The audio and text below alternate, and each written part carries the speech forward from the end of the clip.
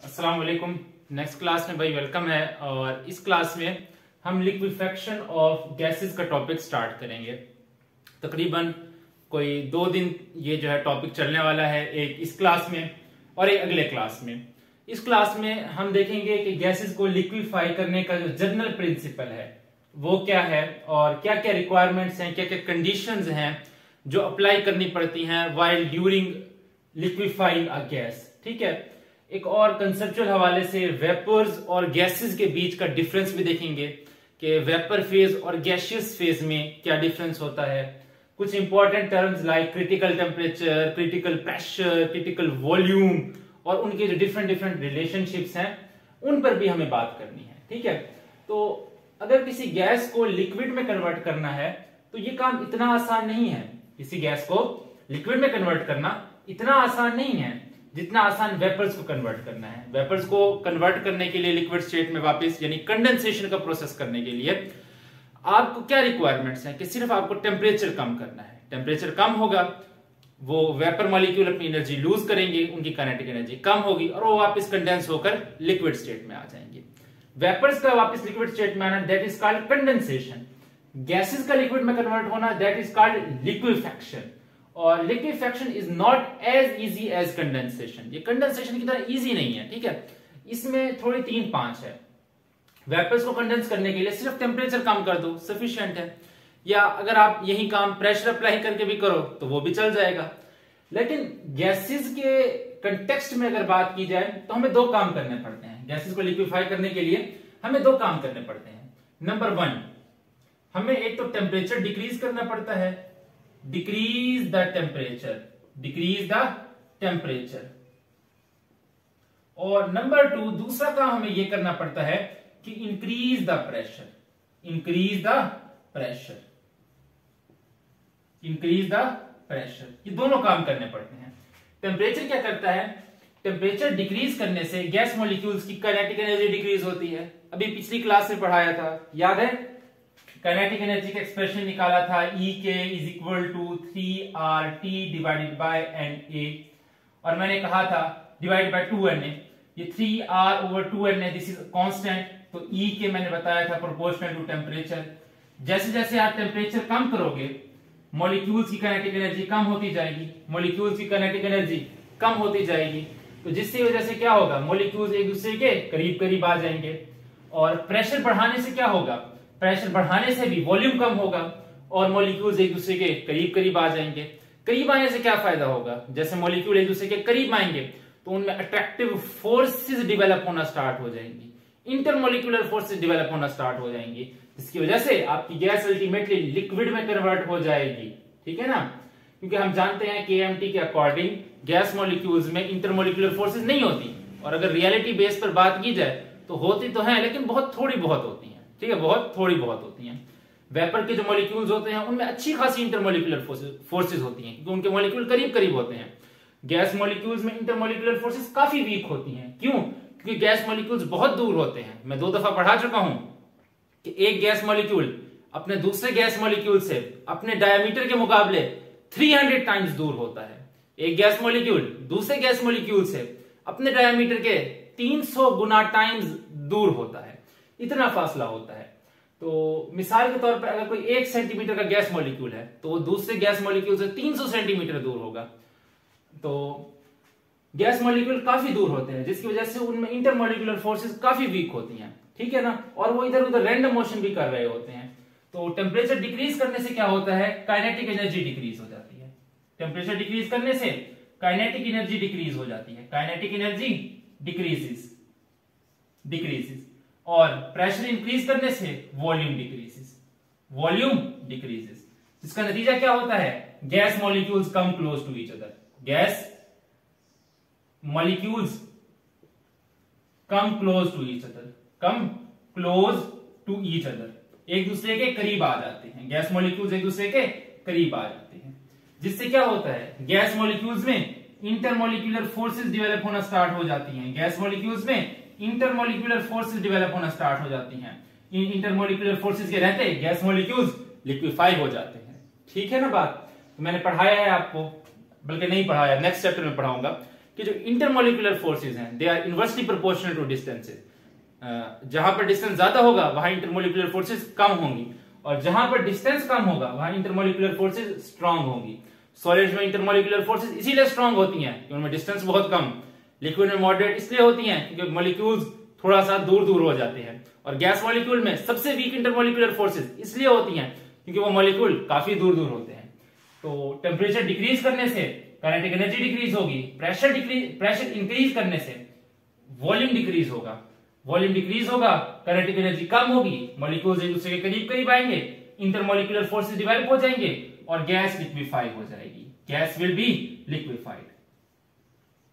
Liquefied by name आपसे short question पूछेगा, how a gas is liquefied, how a gas is liquefied, ये यूं पूछेगा, write down the conditions to liquefy a gas, write down the conditions to liquefy a gas. दोनों बारियों में same answer कि temperature decrease करो, pressure increase करो, points बना करके लिखना है।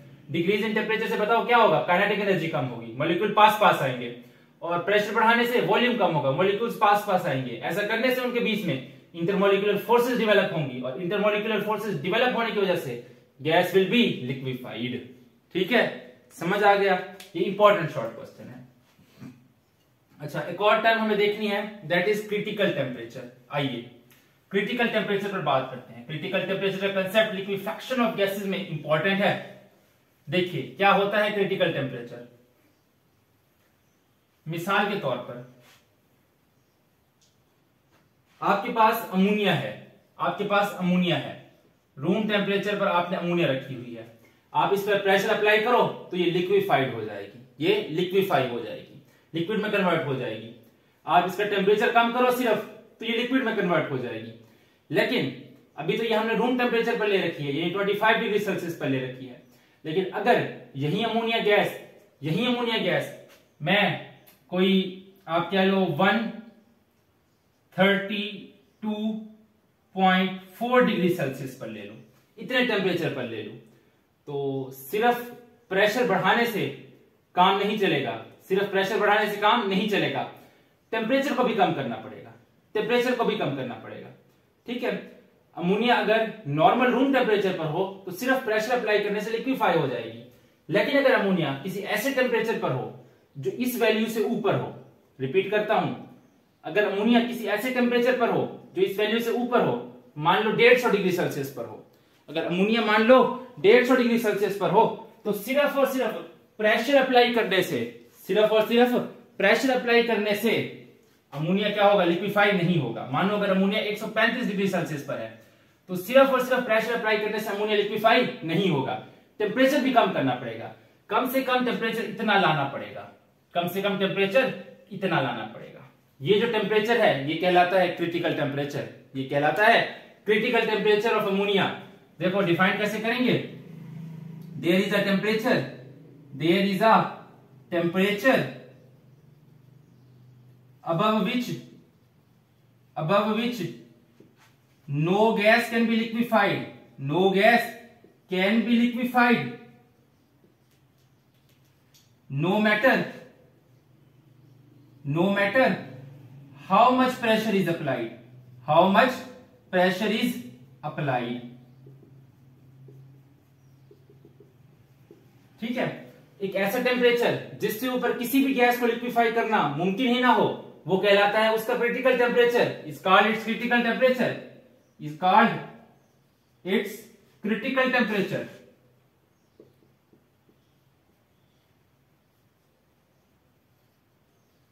ये जो टेम्परेचर है, ये जो टेम्परेचर है, ये इसका क्रिटिकल टेम्परेचर है अमोनिया का। अगर इससे ऊपर अमोनिया हो, मान लो 135 डिग्री सेल्सियस पर है अमोनिया, तो उसको सिर्फ लिक्विफाई प्रेशर बढ़ाने से नहीं किया जा सकेगा, टेम्परेचर को भी कम करना पड़ेगा। अगर इस टेम्परेचर पर है अमोनिया तो इसको लिक्विफाई किया जा सकेगा, इसको लिक्विफाई किया जा सकेगा प्रेशर अप्लाई करने पर। तो वो कितना प्रेशर अप्लाई करना पड़ेगा हमें, 111.5 एटमोस्फेयर, 111.5 एटमोस्फेयर। ठीक है, क्रिटिकल प्रेशर टेम्परेचर पर जितना प्रेशर अप्लाई करके किसी गैस को लिक्विफाई किया जाए वो कहलाता है उसका क्रिटिकल प्रेशर, वो कहलाता है उसका critical pressure. The pressure corresponding to corresponding to critical temperature, इसे ऐसे डिनोट करते हैं TC से, ऐसे बड़ा T उसके सबस्क्रिप्ट में C लिख देते हैं। The pressure corresponding to critical temperature is called critical pressure. अगर अमोनिया 132.4 डिग्री सेल्सियस पर है तो 111.5 एटमॉस्फेयर प्रेशर अप्लाई करने से अमोनिया लिक्विफाई हो जाएगी। लेकिन अगर अमोनिया 135 डिग्री सेल्सियस पर है तो चाहे जितना मर्जी प्रेशर आप अप्लाई कर लो, जितना मर्जी जोर लगा लो, अमोनिया कभी भी लिक्विफाई नहीं होगी। तो the temperature above which no gas can be liquefied no matter how much pressure is applied is called its critical temperature, and the pressure corresponding to critical temperature is called critical pressure। या इसे यूं भी कह सकते हो, the pressure necessary to liquefy a gas at its critical temperature। Critical temperature पर gas को liquefy करने के लिए जितना प्रेशर देना पड़ेगा वो उसका क्रिटिकल प्रेशर कहलाएगा। अच्छा, क्रिटिकल प्रेशर और क्रिटिकल टेम्परेचर इंपॉर्टेंट शॉर्ट है। क्रिटिकल टेम्परेचर को ऐसे भी डिफाइन करते हैं, the highest possible temperature at which a substance can exist as liquid. अगर आप क्रिटिकल टेम्परेचर से ऊपर चले जाओगे तो फिर अमोनिया जो है लिक्विफाई नहीं हो सकेगी, सिर्फ प्रेशर अप्लाई करने से लिक्विफाई नहीं हो सकेगी, फिर टेम्परेचर भी कम करना पड़ेगा। देखो मैं बार बार रिपीट कर चुका हूं, there is a temperature above which no gas can be liquefied no matter how much pressure is applied, it is called its critical temperature. या the highest possible temperature at which a substance can exist as liquid is called its critical temperature. ये दोनों definitions by name short question पूछेगा, what is critical temperature और what is critical pressure, ये दो definition लिखनी है। ठीक है, दो डेफिनेशन, साथ एक एग्जांपल भी याद कर लो, चाहे अमोनिया की याद कर लो। ठीक है, 132.4 डिग्री सेल्सियस और इसका क्रिटिकल प्रेशर 111.5 एटमॉस्फेयर। क्लियर है बात? सिर्फ इतना ही नहीं, देखो सिर्फ इतना ही नहीं, और भी काफी सारी गैसेस हैं जिनके क्रिटिकल टेम्परेचर और प्रेशर हमें पता है। मिसाल के तौर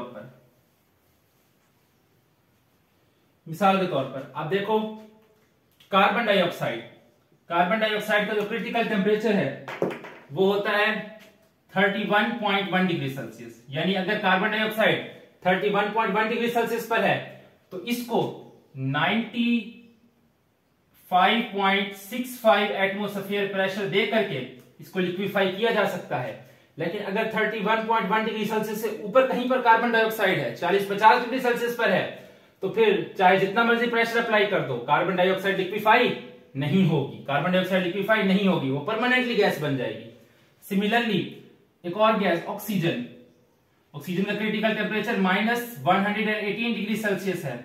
अगर ऑक्सीजन गैस -118 डिग्री सेल्सियस पर है तो फिर 49.7 एटमॉस्फेयर प्रेशर अप्लाई करने पर ऑक्सीजन गैस लिक्विफाई हो सकती है।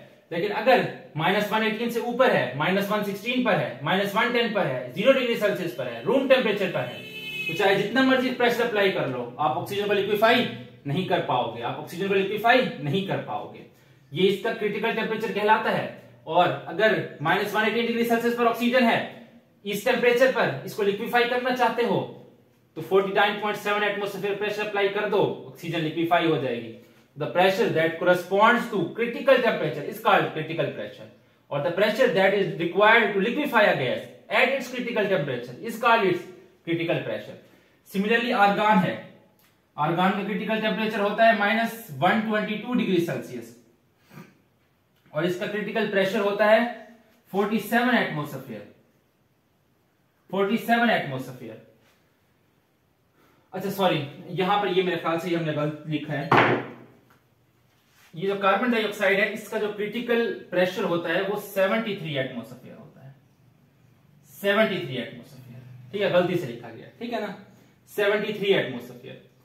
कार्बन डाइऑक्साइड का क्रिटिकल टेम्परेचर 31.1 डिग्री सेल्सियस। अगर कार्बन डाइऑक्साइड इससे ऊपर है तो चाहे जितना मर्जी प्रेशर अप्लाई कर लो, लिक्विफाई नहीं होगी। और अगर 31.1 डिग्री सेल्सियस पर लिक्विफाई करना चाहते हो 73 एटमॉस्फेयर प्रेशर देना पड़ेगा।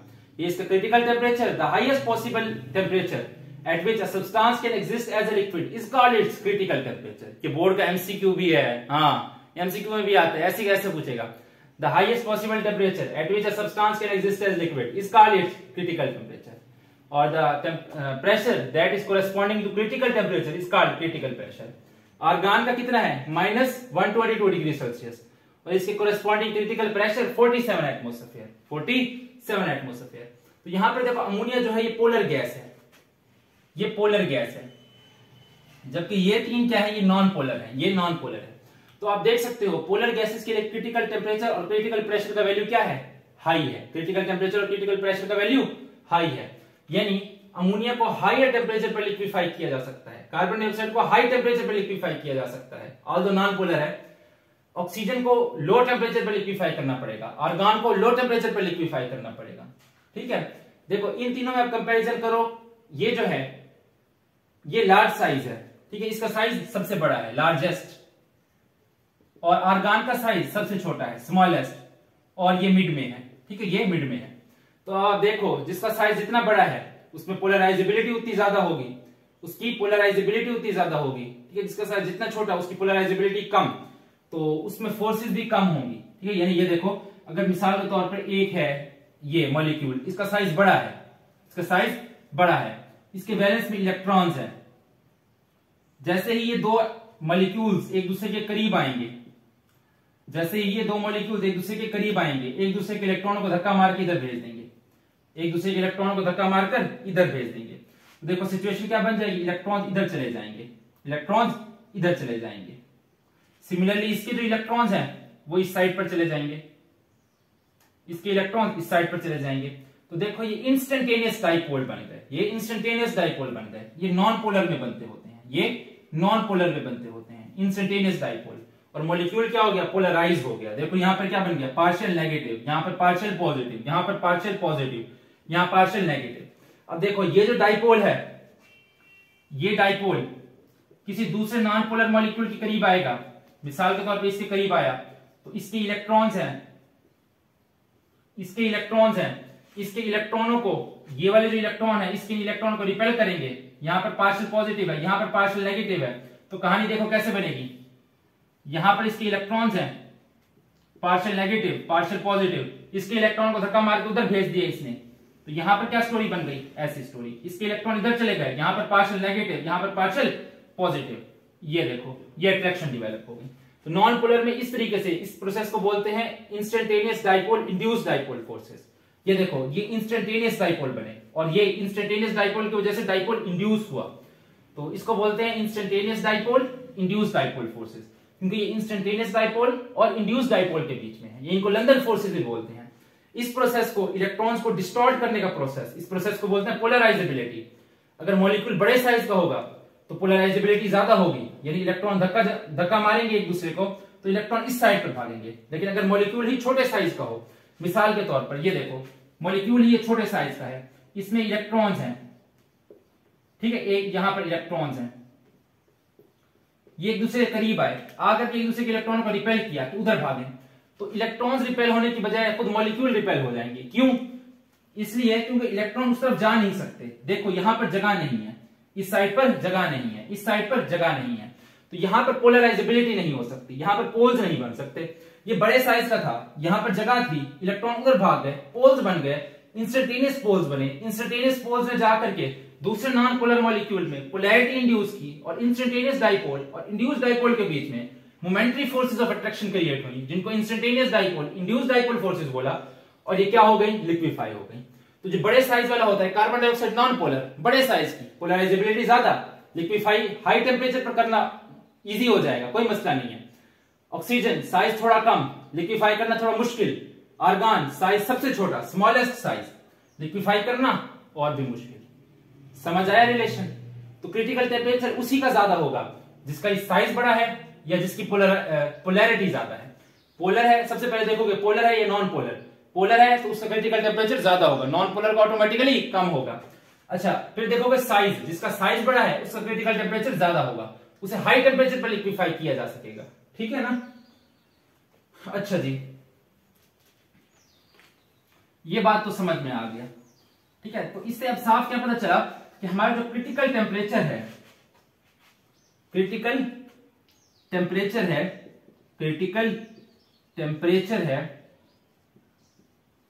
ये इंटरमोलिकुलर फोर्सेस पर डिपेंड करता है, इंटरमोलिकुलर फोर्सेस पर डिपेंड करता है, ठीक है, साइज ऑफ मॉलिक्यूल पर डिपेंड करता है, साइज ऑफ मॉलिक्यूल पर डिपेंड करता है, एटॉमिसिटी ऑफ मॉलिक्यूल्स पर डिपेंड करता है, नंबर ऑफ एटम्स इसमें ज्यादा होंगे, देखो जैसे इसमें नंबर ऑफ एटम्स ज्यादा हैं तो इसका साइज बड़ा है, पोलराइज होना आसान।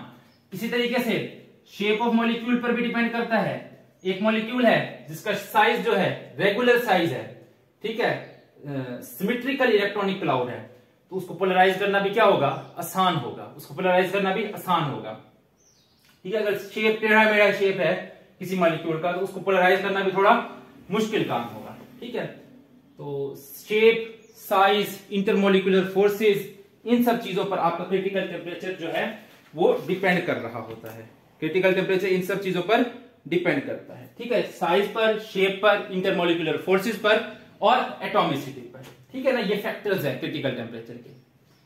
समझ में आ गई बातें, क्लियर हैं, क्रिटिकल टेम्परेचर का फील आया, ठीक है। अच्छा ये भी देखो कि वो गैस जो पोलर है उसका क्रिटिकल प्रेशर भी हाई है, उसका क्रिटिकल प्रेशर भी हाई है, क्यों हाई है, क्योंकि देखो भाई अगर हाई टेम्परेचर है, टेम्परेचर हम कम नहीं कर रहे, ठीक है, टेम्परेचर से तो हम कोई फायदा दे नहीं रहे गैस को, तो जाहिर सी बात है जब टेम्परेचर हाई रखेंगे और हम चाहते हैं टेम्परेचर हाई रहे तो फिर प्रेशर हाई देना पड़ेगा ना। जब हमारे पास देखो दो चीजें हैं, एक क्या है कि टेम्परेचर को कम करें, हम टेम्परेचर को कम कर नहीं रहे, ठीक है, और दूसरी चीज क्या है कि प्रेशर को क्या करें, बढ़ाएं, प्रेशर को क्या करें, बढ़ाएं। अब हम बज़िद है कि हमें टेम्परेचर कम नहीं करना, बज़िद है कि टेम्परेचर कम नहीं करना, तो जाहिर सी बात है जब टेम्परेचर कम नहीं करना, हाई टेम्परेचर पर रखना है तो फिर प्रेशर क्या देना पड़ेगा, ज्यादा देना पड़ेगा। टेम्परेचर दो फैक्टर थे ना, या तो टेम्परेचर कम करो और प्रेशर बढ़ाओ, टेम्परेचर कम करो और प्रेशर बढ़ाओ, टेम्परेचर हम कम नहीं कर रहे तो जाहिर सी बात है प्रेशर बढ़ाना पड़ेगा, ठीक है। जिसका क्रिटिकल टेम्परेचर ज्यादा होगा, क्रिटिकल टेम्परेचर ज्यादा होने की वजह से उसे हाई टेम्परेचर पर लिक्विफाई कर रहे हैं, तो हाई टेम्परेचर पर लिक्विफाई करने के लिए उसे हाई प्रेशर भी देना पड़ेगा, उसे हाई प्रेशर भी देना पड़ेगा ताकि मॉलिक्यूल एक दूसरे के करीब करीब आ जाए। समझ आ गई बात। अच्छा ये जो क्रिटिकल टेम्परेचर है, ठीक है, अगर किसी एक मोल गैस का क्रिटिकल टेम्परेचर पर और क्रिटिकल प्रेशर पर ले लिया जाए, ठीक है ना, अगर किसी गैस को मिसाल के तौर पर कार्बन डाइऑक्साइड का एक मोल हमने 31.1 डिग्री सेल्सियस पर ले लिया और उसका प्रेशर मेंटेन कर लिया 73 एटमॉस्फेयर प्रेशर, तो उसका वॉल्यूम कितना होगा, जो उसका वॉल्यूम होगा वो कहलाएगा क्रिटिकल वॉल्यूम। क्या कहलाएगा, critical volume, critical volume. The volume of a gas at critical temperature and pressure is called as critical volume. Carbon dioxide का जो क्रिटिकल वॉल्यूम होता है वो 95.65 सेंटीमीटर क्यूब पर मोल होता है, एक मोल का 95.65 होता है सेंटीमीटर क्यूब, और ऑक्सीजन का जो है वो 74 सेंटीमीटर क्यूब पर मोल होता है। यानी ऑक्सीजन का एक मोल अगर आप -118 डिग्री सेल्सियस पर लो और 49.7 एटमॉस्फेयर प्रेशर उस पर अप्लाई करो तो उसका जो वॉल्यूम होगा वो 74 सेंटीमीटर क्यूब होगा एक मोल का। तो आप इसको डिफाइन कर सकते हो, the volume of 1 mole of a gas taken at critical temperature and maintained at critical pressure is called as critical volume. Example दे सकते हो कि the critical volume of oxygen carbon dioxide is 95.65 while the critical volume of oxygen is 74 centimetre cube per mole, ठीक है ना। तो ये important topic है, लॉन्ग में तो नहीं आता, इसमें से शॉर्ट ये बहुत बनते हैं और एक एमसीक्यू आता है। शॉर्ट यही कि how a gas can be liquefied, तो आपसे बताओगे टेम्परेचर बढ़ाओ, सॉरी टेम्परेचर कम करो और प्रेशर को बढ़ाओ, ठीक है। टेम्परेचर कम करने से काइनेटिक एनर्जी कम होगी, प्रेशर बढ़ाने से मॉलिक्यूल करीब आएंगे, इंटरमॉलिक्यूलर फोर्सेस डेवलप होंगी। दूसरा सवाल आपसे पूछेगा डिफाइन क्रिटिकल टेम्परेचर, या यूं पूछेगा कि what is critical temperature and pressure, या यूं पूछ लेगा कि what is critical temperature, pressure and critical volume, यूं पूछ लेगा। तो ये डेफिनेशन आपसे पूछता होता है, ठीक है।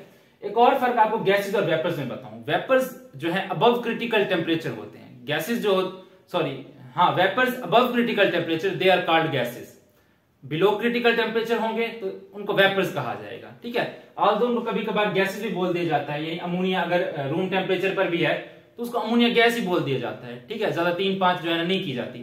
लेकिन अगर स्ट्रिक्टली डिफरेंस करना हो, स्ट्रिक्ट डिफरेंस किसी को बताना हो कि वेपर और गैस में क्या फर्क है, कोई पूछने के लिए जिद पकड़ ले कि नहीं भाई हमें बताओ, तो उसे क्या बताना है कि vapours above critical temperature they become gases, क्योंकि अबव क्रिटिकल टेम्परेचर उनको लिक्विफाई नहीं किया जा सकता, प्रेशर अप्लाई करने से उनको लिक्विफाई नहीं किया जा सकता। अच्छा, और below critical temperature they are just vapours, ये बात कर सकते हो उसे, ठीक है। और उसे बता सकते हो कि वेपर्स को लिक्विफाई करने के लिए सिर्फ आप टेम्परेचर कम करो या प्रेशर बढ़ाओ, एक काम कर दो। जबकि गैसेस को लिक्विफाई करने के लिए आपको क्या करना पड़ता है, दोनों काम करने पड़ते हैं। गैसेस को लिक्विफाई करने के लिए अगर वो क्रिटिकल टेम्परेचर से ऊपर है, टेम्परेचर भी कम करना पड़ेगा, क्रिटिकल टेम्परेचर तक लाना पड़ेगा और प्रेशर भी अप्लाई करना पड़ेगा। समझ गए बात को। और एक और डिफरेंस केएमटी से आप दे सकते हो कि गैसेस के मॉलिक्यूल के बीच में कोई इंटरमॉलिक्यूलर फोर्सेज नहीं होती, जबकि वेपर्स के जो मॉलिक्यूल्स होते हैं उनमें इंटरमॉलिक्यूलर फोर्सेज होती हैं, ठीक है ना। तो इस तरीके से आप जो है ना ये अपना टॉपिक लेकर के चल सकते हो। तो that was all about a general principle on the discussion of liquefaction of gases. इंशाल्लाह फिर अगले क्लास में मुलाकात होगी with a new topic, lines method of liquefaction. तब तक के लिए अल्लाह हाफिज।